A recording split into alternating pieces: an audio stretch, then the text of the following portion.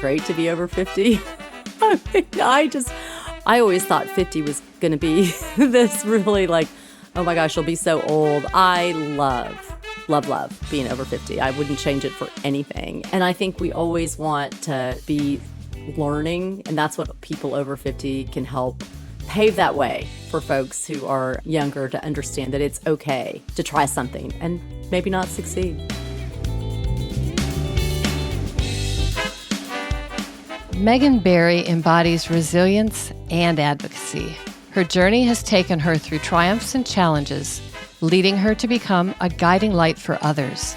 Megan's story is one of courage and compassion. She's a champion for understanding and addressing addiction, drawing from her own family's personal experience to offer hope and support to countless individuals and families. In this podcast, we learn about Megan's remarkable journey, exploring the lessons she's learned, the passion that drives her, and the wisdom she generously shares with those around her. Join us for her inspiring story as we discover the true essence of squeezing the day. We're glad you joined us to hear these inspiring stories from older adults, people who have so much experience and words of wisdom to share, but are sometimes overlooked in society today. I'm Sally Hussey, the CEO of 50 Forward, a Nashville-based nonprofit. Our mission is to support, champion, and enhance the lives of those 50 and older. And I'm Susan Sizemore, your guide through these beautiful conversations with those who are living life to the fullest and who know how to squeeze the day in their second chapter of life. Now, in my second chapter and encore career, I'm following my passion for sharing the stories of older adults with you and with the world. If you like what you hear, please rate and follow Squeeze the Day on your favorite podcast platform. Today's Squeeze the Day is brought to you by the All of Us Research Program from the National Institutes of Health. Learn how you can help change the future of health by participating in the program. Visit www.joinallofus.org to learn more.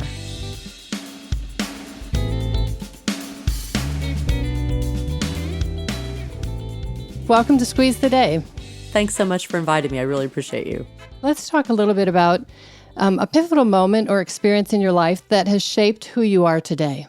Sure. I think that as we grow older and we experience more in our life, those pivotal moments come a lot more often because challenges and change comes with age. But I will tell you that for me, we lost our child. And I think with tragedy and grief and loss, those moments bring out, for me, they created more empathy, more kindness for people. You never know what people are going through.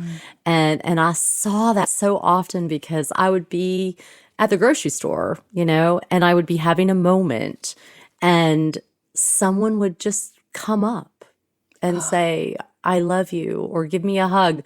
People I didn't know, but they could see in me something that needed healing. And so those pivotal moments for me have made me, I hope, more empathetic and more kind to others that I now see need a hug or need somebody to tell them, you're going to be okay. What a story, and what a difficult situation to grasp as a mom and as a human being to lose your offspring. I'd like to talk a little bit about your roots. How did we get the Megan Barry that we know here today in Nashville? Well, I'm really lucky. I grew up with amazing parents, an amazing family, amazing sisters. For anybody who has sisters, you totally know what I mean. They're the best gift that God could ever give you. I grew up in Kansas. My mom was a stay-at-home mom. My dad was a business person. We lived a very, I would say, lower middle class life, but we never wanted for anything. And my mom was just one of those folks that she always was kind to people. My dad was a little more critical, but my mom would balance off the critical with the kindness. And so I think about my mom every time I see a stranger who's kind, and I think, yeah, that's my mom. She actually was part of this group called Random Acts of Kindness. Oh. And they would get that, I think it's maybe a lot of folks do this, but there were like 20 of her friends, and they would all get together every month, and they would all give $5, which was not a lot of money for anybody. And then they'd have $100 every month, and every person would get to take a turn to just do a random act of kindness with that $100. And you didn't have to account for it or come back. And I have to tell you, like, my mom, what she would do is she would go to the local elementary school. She would pay off the overdue lunch bills for kids. And so, I always think of that. I think, I'm so lucky that my mom was that model for me to those random acts of kindness. And I'm lucky. No, you sure are. And what a beautiful thing. I've heard, of course, of random acts of kindness, but never the club concept. And wouldn't our world be different if we did that more? Right? I know, right? I think it's awesome. Yeah. So let's talk a little bit about your career. You've had a diverse career that spanned public service, healthcare, and education. And I wonder what common threads or values guided you through these different efforts. So my first foray out of college was I have an elementary education degree. And that was probably more driven by the fact that my mom was really adamant that all of her girls have kind of a job that they could actually support themselves with. I taught school for about 10 minutes before I figured out it was the hardest job that anybody could ever have. I am so grateful to teachers. I think that is really the hardest work you can do in our world. And but I do think, then I moved on, as you said, to healthcare and then into public life. And I think the underlying theme for me has always been service, trying to find ways to help and serve other people. And those professions offered up that chance. So I'm also curious about the various leadership roles that you served in. Are there insights you can share about effective leadership, and especially now for people who are over 50, since that's who we serve? Sure. So, first of all, isn't it great to be over 50? That is great. It's liberating. Oh my goodness. As somebody who was not 50, for 50 years, I always thought 50 was going to be this really like, oh my gosh, you'll be so old. I love being over 50. I wouldn't change it for anything. And one of the things that I think that comes with being over 50 and having had all these experiences is that in leadership roles, you really, really figure out that the best path forward is to empower other people to bring their best selves so that you can have the benefit of their energy and their passion by making sure that they can learn from you, but also then making sure that you give them the opportunity to shine. And I think that's, having folks who work with you who are younger, it's really rewarding. I have a team right now that's, definitely younger than 50, but they're so eager. And when they make mistakes, I had a conversation the other day and said, hey, we're all going to make mistakes. And if you're not making mistakes, you're not learning. And I think we always want to be learning, and that's what people over 50 can help pave that way for folks who are younger to understand that it's okay to try something and maybe not succeed. You mentioned something that made me think we don't really talk a lot about intergenerational sharing and learning, but given that your team is a little bit younger, let's talk a bit about that, especially these days with technology moving way faster than I can. Yeah. So technology is one of those things where I think you don't want to be a Luddite, right? You definitely want to try to keep up with as much as you can. I will tell you that for me, having a social media presence is important on a lot of levels, but I don't want to post.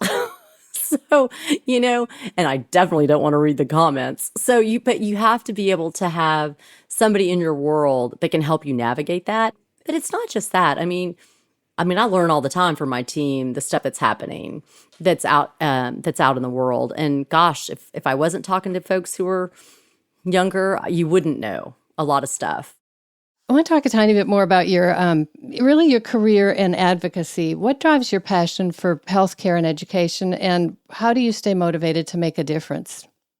Going back to that tremendous moment of loss in our lives, and I think that for me, the advocacy of conversation and talking is really important. I just left before I came to you today, I gave a speech at the mental health court here in Davidson County, which is a great court run by Judge Melissa Blackburn. And I shared my family's story about substance use disorder and mental health. And so for me, it's about talking to people and hoping that there's somebody in the audience that needs to hear what I have to say and that they walk out of there with potentially a different perspective. The feedback I usually get after going and talking about stuff around opioids and substance use disorder is there usually is one person who will come up to me afterwards and say, I have this in my family, or I struggle with this, and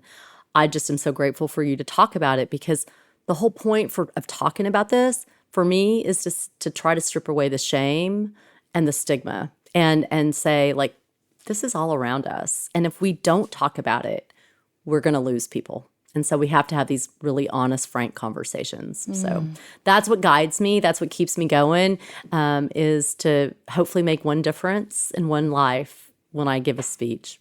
No, that's beautiful. And it is amazing to me how many people and families I know who have been impacted by some sort of loss like that. It's just, and of course I'm living in Tennessee now, and so that's kind of the radius that I'm looking at, but I would guess that most states have similar demographics and similar statistics. Yeah, I mean, Max died in 2017, and that year 73,000 families lost someone. And last year it was over 125,000. So this is not getting better. So the numbers are increasing. I had no idea. Yeah. That's just awful. Losing a loved one, especially a son or daughter, can be so tough. And I wonder if you have any advice for others facing similar circumstances. They say that there are 5 stages to grief, but nobody tells you that you're going to get to the other side with your soul intact, because you're not. And grief comes in waves. There's a lovely songwriter that I love. His name is Jason Isbell, and he has this great line in one of his songs that says, "It never gets easy, it just gets easier." And I think that's true. When Max passed, we got so many wonderful cards and gifts and outreach from folks that was really just beautiful. But one of the things that I got that I still cherish is this book called Healing After Loss. And it's basically every day there's some kind of grounding meditation. I religiously read that every day because there was, I don't know, I just needed to feel connected to people who had lost something, but I didn't want to talk to people about it. But this book helped me. And so I have found that when other folks have lost, especially a child, that is something I send because it was so helpful to me. And I still pick it up. If you don't mind, I think this really does just sum it up. It's a Robert Frost poem, and it's, "The sun was warm, but the wind was chill. You know how it is with an April day. When the sun is out and the wind is still, you're 1 month on in the middle of May. But if you so much as dare to speak, a cloud comes over the sunlit arch, the wind comes off a frozen peak, and you're 2 months back in the middle of March." And I think that's so much, it sums up grief. You can be in a sunny May day, and then something can shift, and you're back in the darkness of March. And so I love that idea that you just have to be fluid, and it never gets easy. It just gets easier. Well, I'm glad that you know about Jason Isbell's song, and I'm glad that you also have that book. Some of your responses have given me just goosebumps, because I feel like there's a lot that we don't as a community talk about, and I think it's wonderful that you're so willing to talk about these things to help others. It makes a difference. Thank you. We talked a lot about challenges and setbacks, but I'm wondering if there's anything career-wise. We all have those learning opportunities too in our careers. Is there anything that you want to talk about, maybe career-wise, that somebody could learn from and how you overcame it? Sure. I've become a huge believer in second chances and third chances and fourth chances. And I mean, we want people who live in our world to have the best life they can have. And so that means having empathy and sympathy and and what I have figured out for me, and hopefully this is a message that will resonate, it's not what you did, it's what you do next.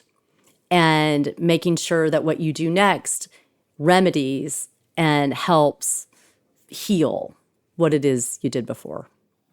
How powerful. That's a really powerful statement. I want to talk a little bit about people over 50 and career change or pursuing new passions. What advice would you give to someone in this stage of life based on your own experiences?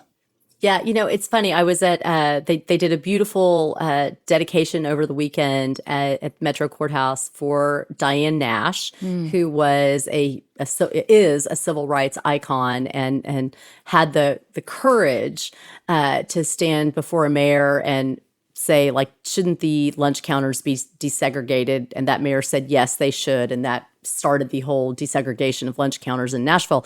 And what she said, and I think it resonated with me, was that, the only way that you actually have courage is if you have fear, that the fear creates the courage. And I think so much of us, like, we don't want to be afraid, right? We don't want to spend any time being afraid, especially over 50 when we're contemplating changes. But with that fear comes the courage then to step out on that limb and to take that chance. And her example, of course, is, an amazing one.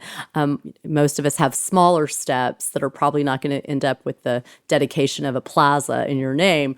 But at the same time, embracing that fear means that you can have some courage. Yeah, her life has been so exemplary, and I think Nashville making that new announcement and putting her name someplace that's so highly visible, I think is huge.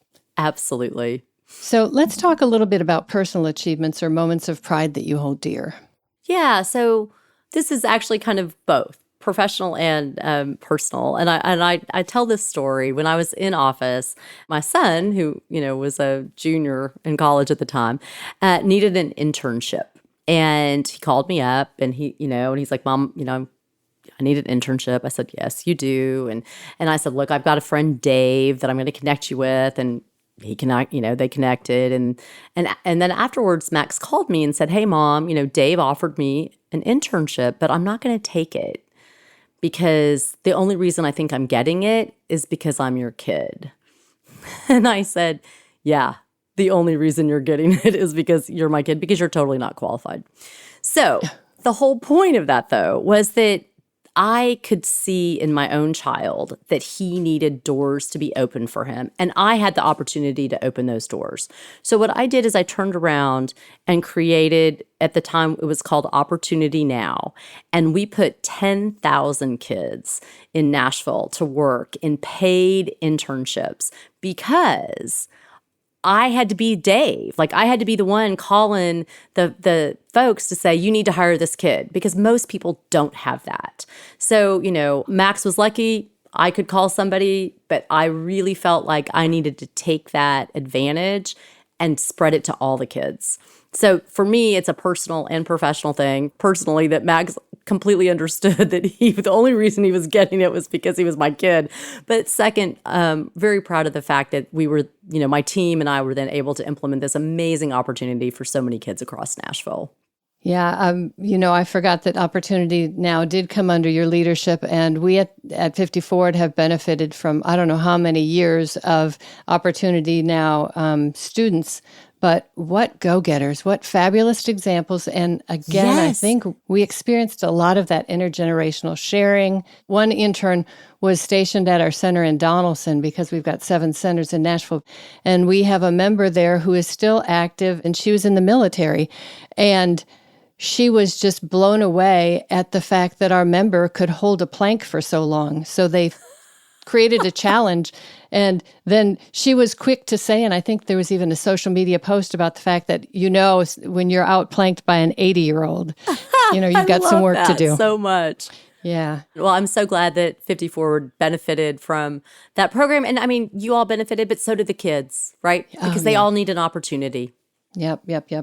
So as someone who values community engagement, what do you believe are some effective ways for individuals to stay connected and involved in their communities as they age? So I look at my mom and my dad, who are both still with me. My mom is 80 and my dad is 81.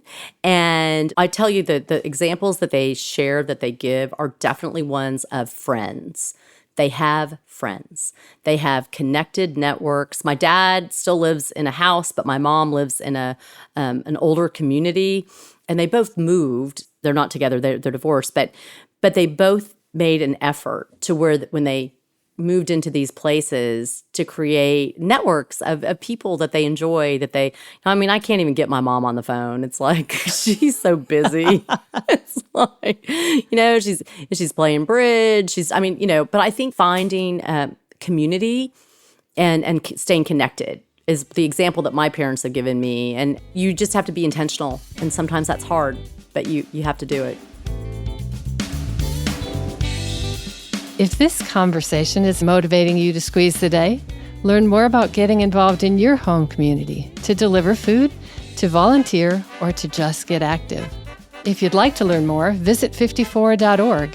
That's FIFTY-FORWARD.org. There's so much to gain by helping others. Now, let's get back to our show.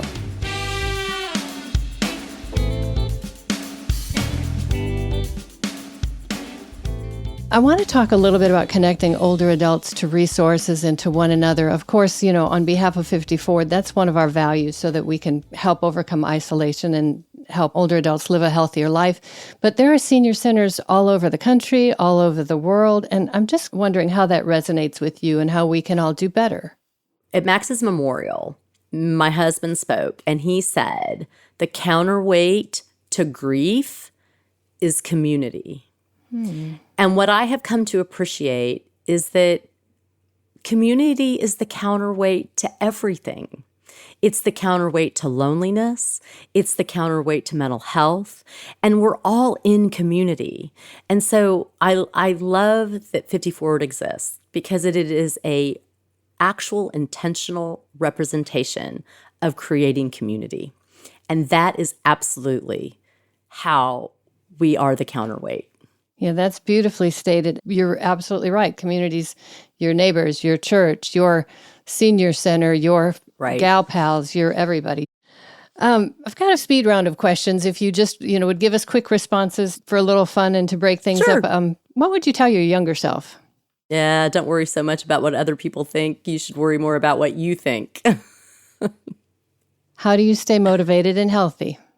Walking, yoga, prayer, meditation. I mean, all those things that ground and center me are things that, and walking in nature especially. Do you have a mentor? I've been lucky to have many mentors. Favorite kind of music? Americana. All right. Well, in Nashville, you get so much music, but the Americana scene certainly is very vibrant here. Absolutely. It's great. So tell us about your inner circle and what having a support team means to you. Yeah. So first, I'm lucky that my husband is my best friend, but you can't just have one person in your life that brings you everything. So, I am lucky that I have many girlfriends who also bring me joy and richness and stuff. Like last night, I went to an event with a girlfriend. I had said to my husband, do you want to go? He's like, nope. So you've got to make sure that you find folks who want to be social, if you want to be social, and you can't rely always just on one person. That's why you need community to do things. And I think having a support team for me has been discovering the power of forgiveness. We all make mistakes. And a lot of times people say, I forgive you for your mistake. But what I have found is the best gift isn't just the forgiveness, it's the forgetting. And that's what I think having a support team means. They forgive you and then they forget. That's powerful. So is there something today that you've learned to be a truth, but in your 20s it looked very different? Yeah, I think time helps you understand that things are never black and white. There's a lot more gray. And I think in my 20s, I was probably much more around it's either X or Y. But there's so much gray and the richness in gray that we have to be able to talk about the gray and be comfortable in the gray, because it's not always black and white. I also think when I heard you say something previously, I'm going to bring it into this too, the whole concept of 50-year-old. You would look at an aunt or a grandparent and think, wow, they are so old. And now a 50 and 60-year-old, they are as vibrant and active as ever. Absolutely. And I look at my mom and my dad, who are 80.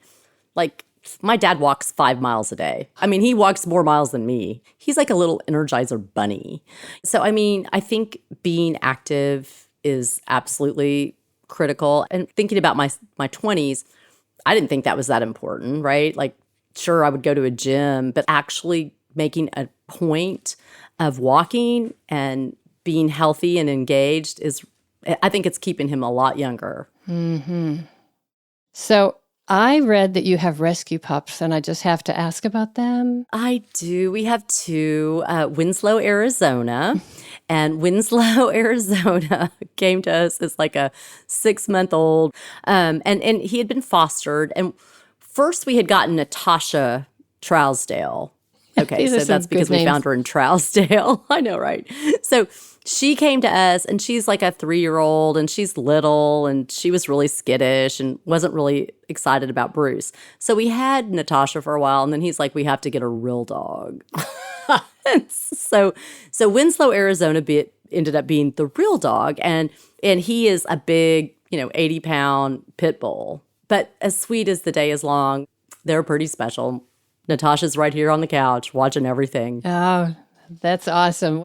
A lot of those dogs, I think they probably need a little reputation management out there. They do. He's a good one. Yeah. So I'd like to know if you've got a favorite memory of a grandparent or an older adult that you'll share with us. Oh, I do. Okay, my grandmother was so amazing, and I love, love, love talking about her. She's long passed, but this would be my mom's mom. And my mom's mom went to college in the 30s, right? And she got her degree in home economics because there wasn't a lot of opportunities. She would have been a brilliant scientist, but okay, so fine, she's home economics. And she gets a job right out of college working for the gas company. And what she does is she goes in and she teaches new brides how to cook on their gas stove. And the minute she gets engaged to my grandfather, they fire her because they didn't want working wives. And so, wow. I mean, so my grandmother went on to help my grandfather build his business, but my favorite memory of her, when I grew up in a time when Laura Ingalls Wilder was like, oh my gosh, we read every Little House in the Big Woods. Like, my sisters and I like drooled over those books and loved every minute. And there was this thing where I grew up in Kansas called Wagons Ho. And what you would do, and my grandmother took me, I was probably 10 and she was probably 50 or 60. I'm not sure now, but you get there and you're going for 3 days in a covered wagon across Kansas. Wow. And so the first thing you had to do was choose your prairie dress because you got to wear a prairie dress and a bonnet. And I also have this great picture of me and my grandmother. She's in a prairie dress. I'm in a prairie dress. We're standing in front of a covered wagon. And honestly, those 3 days living like that with my grandmother, I mean, she slept on the ground. We were sleeping underneath the wagons. And I think about now that she was willing to do that for her granddaughter to make that moment so special for me. When she knew I loved all that stuff, I'm sure she would have preferred a comfortable bed. But, she did that for me. And I love that I have that memory of her. What a precious story. And I wonder if that even still exists today. Did they do anything like that? It doesn't. I looked at it. You know what? I was looking at it. I was trying to find it the other day because I thought, that's so cool. Sadly, I mean, maybe something else does, but the company that did this one doesn't. Yeah. What an interesting bonding experience. I love that. Yeah. We've got a couple closing questions we ask all of our guests. One of them is, what is one piece of advice your parents or an older adult might have shared with you that at the time you thought, this is really silly, but today it rings true in your everyday life? Yeah, and this is kind of like one of those weird ones that my dad used to say to me. And he would say, if more than one person knows your secret, it won't be a secret for very long. So you should be wise in keeping your own counsel. I think we want to share stuff with others, and that's a good instinct because we want to be in community. But I do think if there's stuff that you don't want, then you probably should keep your own counsel. And my dad was pretty good about that. He also said you should never go into business with family, but that's a whole different story. That also could be a different podcast, I'm betting. Yeah, totally. Mm-hmm. So what is it that you do to squeeze the day? So I squeeze my day by starting off with a meditation in the morning. There's a wonderful guy that I love. His name is Richard Rohr. And every morning something lands in my inbox, something to meditate on and to start my day. And like today it was about being a peacemaker. And so having that grounding to then take that through the day and be like, okay, what can I be doing to be a peacemaker? That's wonderful. It's so interesting how many people have made businesses along that line to motivate others. But what you mentioned, Richard Rohr, I'd not heard of before. So very nice. Yeah, so he's great. I want to thank you, Megan, for sharing your inspiring stories. Oh, Susan, thank you. Thanks for inviting me. Thanks for including me. This has been delightful. And I'm so grateful that you do this. I think having conversations is really, really important. Well, as I leave you today, I'm sending you a big squeeze. Until next time.